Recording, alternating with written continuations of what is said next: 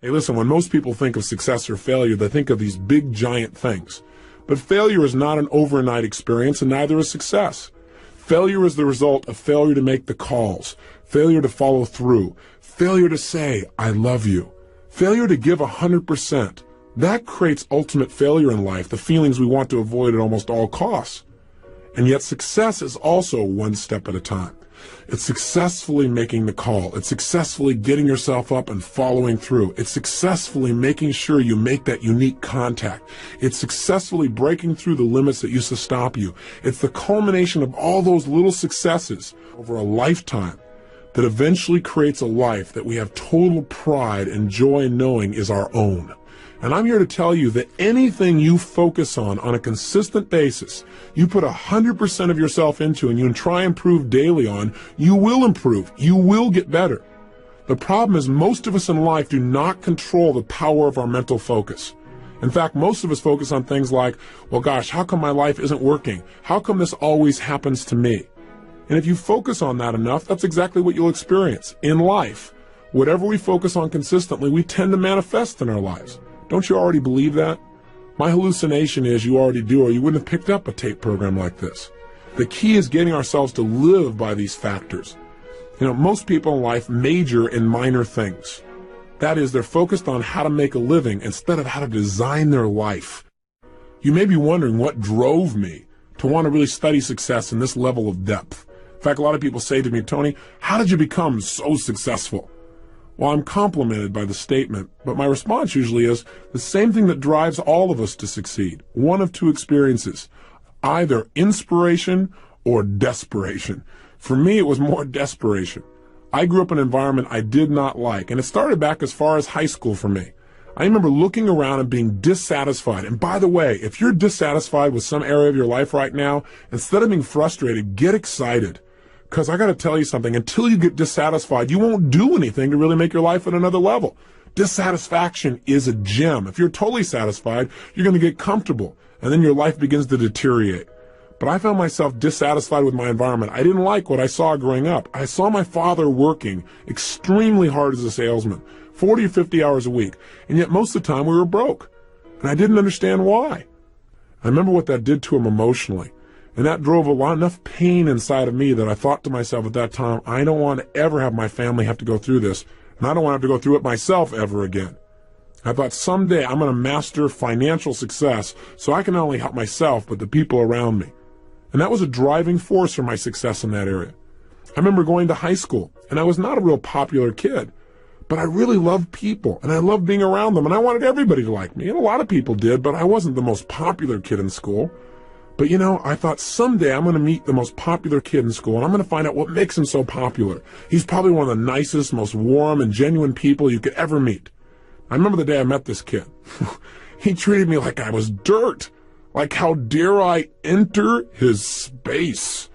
And I thought, how could somebody who's this rude be this successful and having people like him? And it made me want to study what makes people like other people. I remember looking around at people in relationships, people who've been married 5, 10, 15 years, who weren't just hanging out together. They still had that passion, that drive for each other. They really loved each other 100%. It's like they were newlyweds. I remember one day going to my mother and saying, how come this is my fourth father? I'm just curious. And she told me an explanation I didn't quite understand at the time. But I can tell you one thing, it motivated me to want to make relationships work.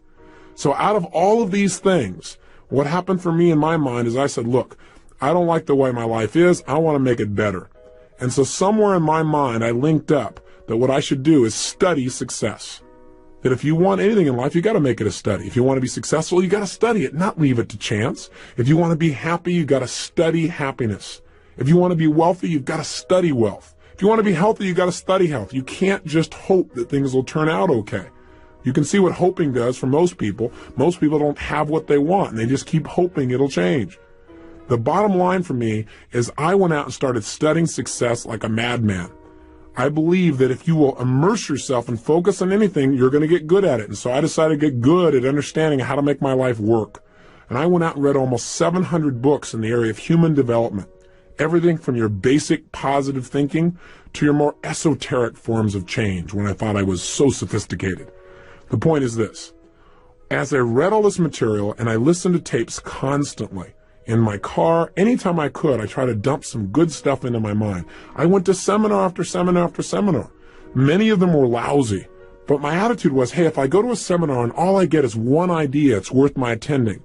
Or if I go to a seminar and all it does is tell me what I already know, but I hear it another time, and now maybe by hearing it again, I actually now use it, what a concept, then maybe I can make my life work. And so I went for that strategy that repetition is the mother of skill. And I heard enough, and I read enough, and I watched enough, and I listened enough, and I poured so much good stuff in that you can guess eventually good stuff started coming back out. In fact, within a short period of time, I became totally successful. Now, we all have our own definition of success, but you can guess what mine was back then, growing up pretty poor financially. I mean, the answer was money. I figured, hey, if you make enough money, it'll solve all of life's problems. Is that true? Of course not. But if you make enough money, at least you can arrive at your problems in style. You drive up in your limousine to handle your problem. It's a whole nother world. Seriously, my point is this. I had really made it, I thought, by the time I was 19 years old. I went out and just used massive action. I read all these books, I listened to all this material, and I went out and just applied everything I could. In a short period of time, I had this big company. I was written up in newspapers and magazines as this young entrepreneur. They called me Wonder Boy. My ego was exploding. And I had what I thought success was at that time in my life. I had a lot of money. I was making about $10,000 a month in income, which for a 19-year-old kid, for anyone, seems like a lot of money, seems like a lot of success. But something interesting happened. And the interesting thing that happened was I'd never had that level of success before. I'd never had that many people liking me and acknowledging me. I'd never had that much money. I'd never had that kind of experience. It was beyond my comfort zone. Now, I'm not talking about consciously now. See, consciously, I thought I wanted more and better and all these other kinds of things, but subconsciously, I believe that most of us have a subconscious idea of what we think we deserve. I mean, imagine it as if it's a thermostat attached to your brain. If we have a thermostat in this room and we set it at 68 degrees, and it's not hot enough in here, things aren't moving, it's not warm enough, and the temperature drops down to 62 degrees, what's going to happen? The heaters kick on. All of a sudden, what happens is anxiety. Your brain says, hey, we got to make it better than this. This isn't good enough for me. And sure enough, all of a sudden, you get this push, this drive to change things. And that's what happens in life when it's not good enough. When your life does not represent right now what you think it should be like. What's interesting, though, that most people don't realize is it happens on the other side, too. What do I mean? I mean, if you set it at 68 degrees and all of a sudden things start going really well, hey, it starts heating up in here. We start cranking. If it gets up around 72, 73 degrees, what happens in this room? The air conditioners kick on and you begin to sabotage your own success, and you drop right back down to where you subconsciously think you deserve to be in your relationships and your economics and your level of acknowledgement. Does this make sense to you? It doesn't make sense intellectually, but it does make sense when you start studying how human beings behave. And that's what I did. I began to sabotage my own success. How? I started to not show up for key meetings. I started to treat people harshly who didn't deserve to be treated harshly at all. I started eating like I was going out of style. I was never into drugs or alcohol, but I used food like it was a drug. If I didn't like how I felt, well, I just eat something. That was going to change how I felt. But then I looked in the mirror and I was getting fatter and I felt worse, so I ate some more. And it just didn't work. I got caught up in this vicious circle, so much so that within 2.5 months, I gained 38 pounds. That is not easy to do. You have to eat tons of food and not move very much to pull that off, which I managed to do. The bottom line is this, though. As I began to sabotage, it didn't stop with me. It started to affect everyone around me. I fired almost everyone in my company. I only had about 3 employees left. And I'd fired them too, but every time I go there, you're fired, they go, I know, and they just keep on working, thinking sooner or later things would work out and I'd become sane. I went totally broke financially, and I moved into a little 400 square foot bachelor apartment in Venice, California. No kitchen, washing my dishes in the bathtub, waking up each morning with major goals, things like, what am I going to eat today, and what's going to happen to Luke and Laura on General Hospital, my favorite program at the time. So how do I get to be here with you? How did my life turn around? Well, the answer is it wasn't just by more information. It wasn't just by more technology, although that made a difference. What made the big difference for me is a friend came by, someone I hadn't seen in about 2 years. And the reason he came by to visit me and had to track me down is he couldn't call me on the phone because my phone was disconnected. At this point, my nickname had gone from Wonder Boy in the newspapers to just Boy. I changed virtually everything in my life, from my emotions to my finances, from my confidence to my physical health. How did I do it? Well, I used what I call the ultimate success formula. And here's what it is. It has 4 steps. If you want to create the success in your life, it always comes back to this. You can use whatever technology you want to reprogram yourself, but these are the 4 steps for success. Step number 1, you've got to know your outcome. In any situation in life, you've got to decide right now, what do I want out of this situation in my life? The more clear you are on what you want, the more you empower your brain to come up with answers. There's an old phrase that may have been overused, but I think it's pretty accurate. It says, clarity is power. You must get focused on what you want. And in this tape program, we have a goal-setting workshop that's going to help you to get precisely clear on what you want in your life, mentally, emotionally, socially, spiritually, intellectually, so that you have something that's the driving force behind your behavior. How can you use this first formula to make a difference in your life right now? How could just getting clear on knowing your outcome help you? Well, I believe when you know your outcome, you've empowered yourself. I mean, let's say, for example, you're in the middle of an argument. And have you ever gotten caught up in an argument where you're so caught up in it that you forgot what you were even arguing for, but you knew you had to win? I know I've been there. See, if in the middle of that argument you were to ask the question, hey, what's my outcome in this situation? You're going to probably find out your outcome is not to argue. The outcome you want is to resolve something. When you get focused on what you really want out of a situation, you empower your brain to use its resources to produce results right now. So get into that habit. The habit of asking yourself, what's my outcome? And throughout these 30 days, I'm going to constantly ask you, how can you use this? What I just said, what's useful about that for your life? What is your outcome in applying this in your own life? It's critical to continually focus on your target. Even if you're just going to visit with a friend. On the way over to see a friend, ask yourself, what's my outcome? Maybe the answer is, well, just to have fun or to make my friend feel really appreciated and loved. Now, if you know that's your outcome, your chances of having more fun or making your friend feel loved go up 1,000% versus if you just go over and hang out and wonder why you're bored. Now, I'm not saying you have to be so goal-oriented that every minute you're trying to achieve something. I'm just saying it's useful to let your brain know the direction that you're heading. And everyone I know who succeeded had to start with getting clear on exactly what they wanted. Here's step 2 of the ultimate success formula. By the way, step 1 I did. I decided what I wanted physically, financially, emotionally, in my business. I looked at everything spiritually. And once I knew, I had the first stage of my personal power. Step 2 to tapping your power is you've got to use it. That is, you've got to get yourself to take action and move towards the achievement of your goals.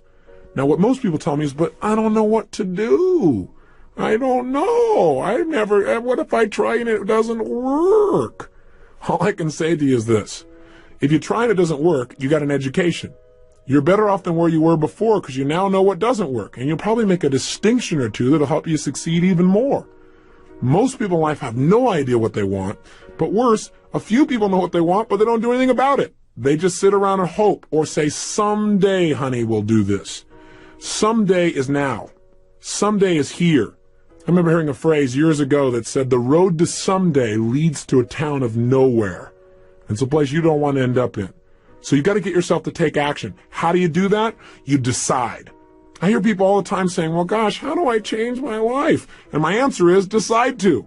Make a decision right now you're not willing to settle for anything less than you can be. That you're not willing to live the way you're living right now, no matter how good it may seem, that you're going to push yourself to the next level. Demanding more from yourself than anybody else could possibly expect is true power. And all it takes is deciding. Remember, the word decision in its original Latin root means to cut off from. When you decide, you cut off from any other possibility. The biggest trap that keeps people from taking action is their fear. Their fear of failure, their fear of success, their fear of rejection, their fear of pain, their fear of the unknown. But the only way to deal with fear is face it.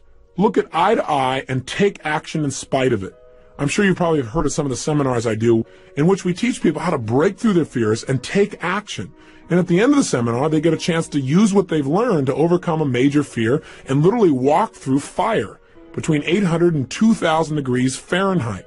Now, a lot of people think it's crazy. They go, why would you do a thing like that? Well, it's not to teach people new picnic skills, and it's not mind over matter.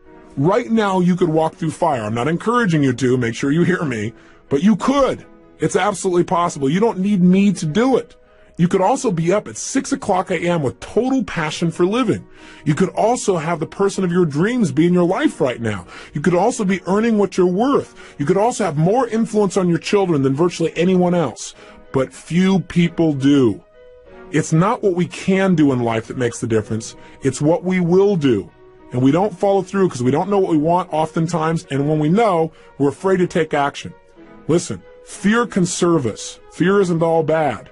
So it'll make us pay attention as long as fear is a counselor and not a jailer.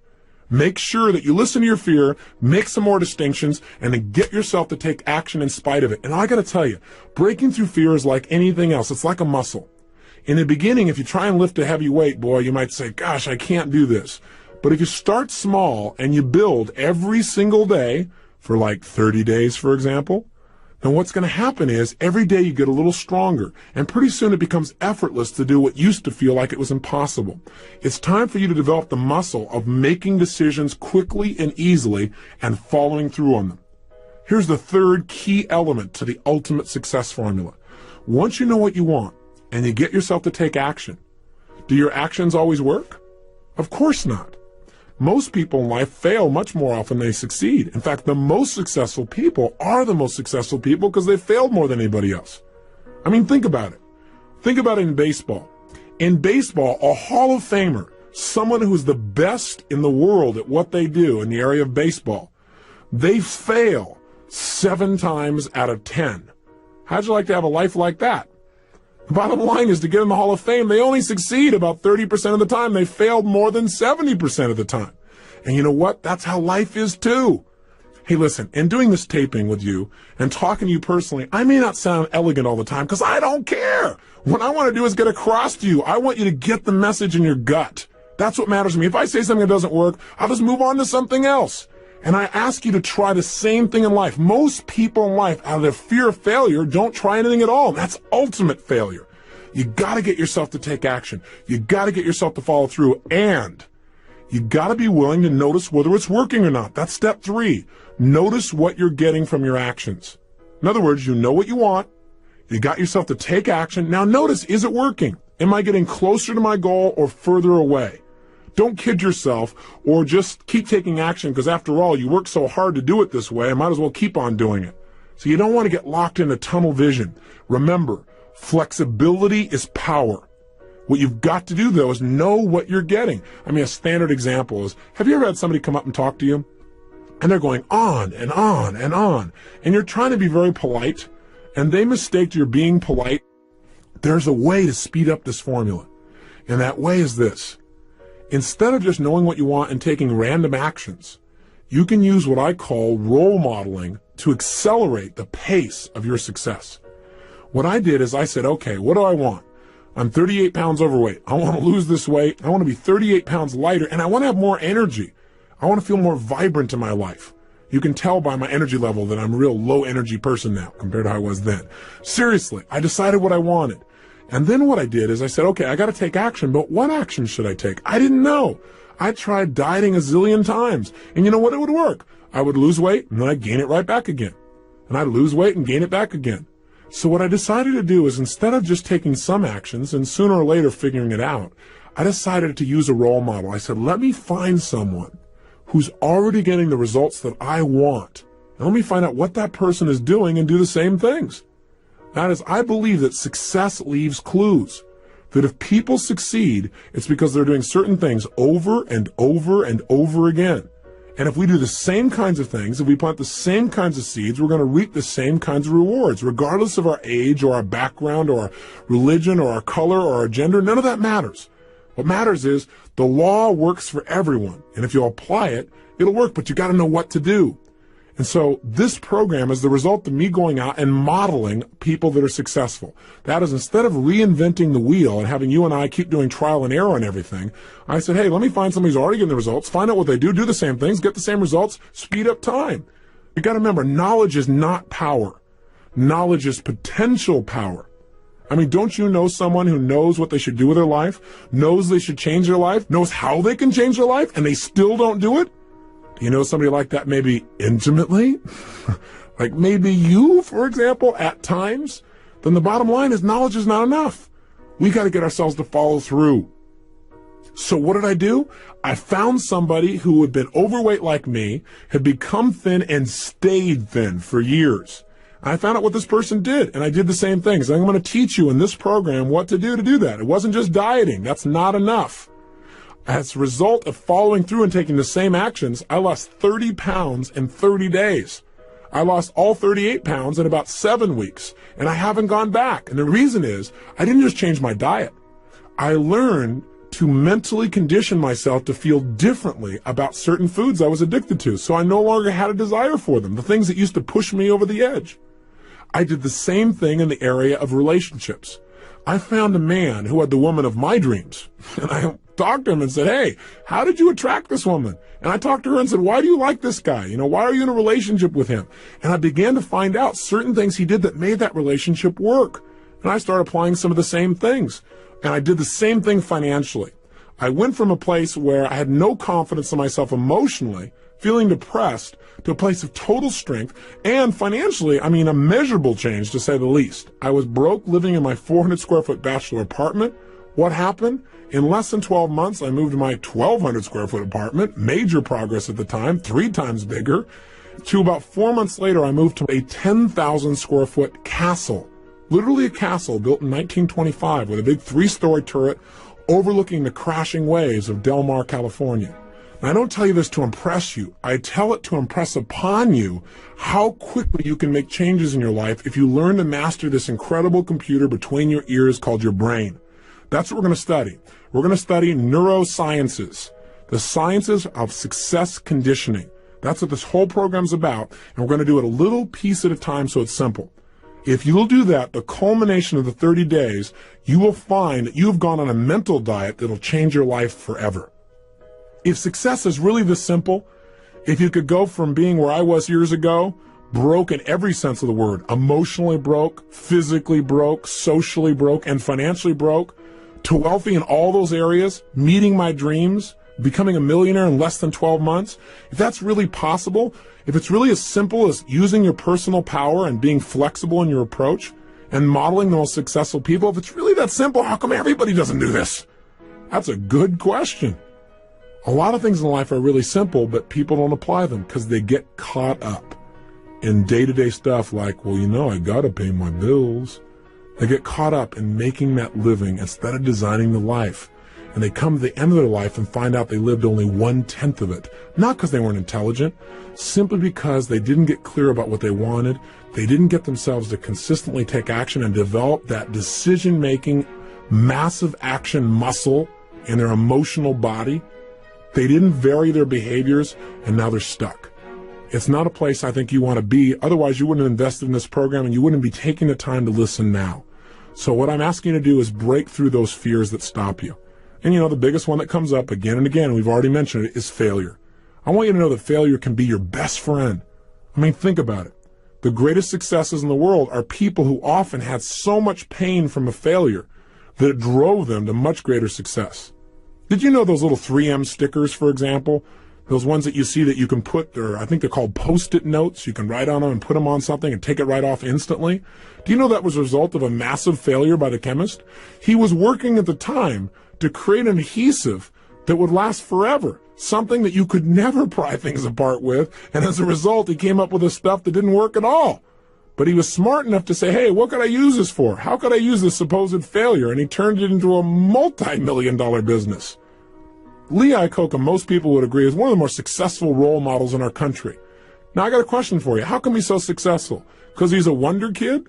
Well, yeah, you could say that. He worked for a company called Ford Motor Company, and he worked his way through the ranks right up to the top, worked his tail off, was driven, What really marked him? His ability to get people to take action. His personal power. He developed skill because he was willing to try almost anything. He wouldn't accept no for an answer. But you know what? He had a little run-in with a guy by the name of Ford, and he fired him. And it burned him pretty good. Now, I got a question for you. Do you think when this company named Chrysler came by and they looked like for sure there was no way they could be turned around, do you think if he hadn't been fired by Ford that he would have taken it? You might say, oh, of course he would. That's the way Lee is. Well, I don't know. According to his wife, she said at the time, he said, honey, I don't think anybody could turn this thing around. She said, boy, well, I bet Mr. Ford will be real happy to hear that. That's all it took. He was so angry from the pain and failure of his past, quote-unquote failure, that he was going to show him that it wasn't his failure, that Mr. Ford made the mistake. Another company that's mentioned, IBM. It all started because a guy by the name of Tom Watson, who worked for a competing company called NCR, got fired by the CEO there also.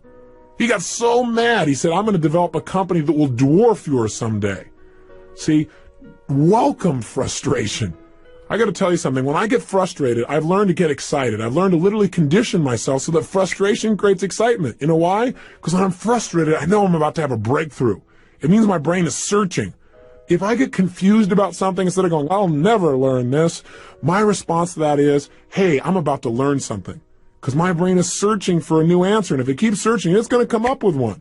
I believe the emotions that many of us consider negative, like frustration and rejection and pain, can be our greatest friends because they can drive us to success. You know what?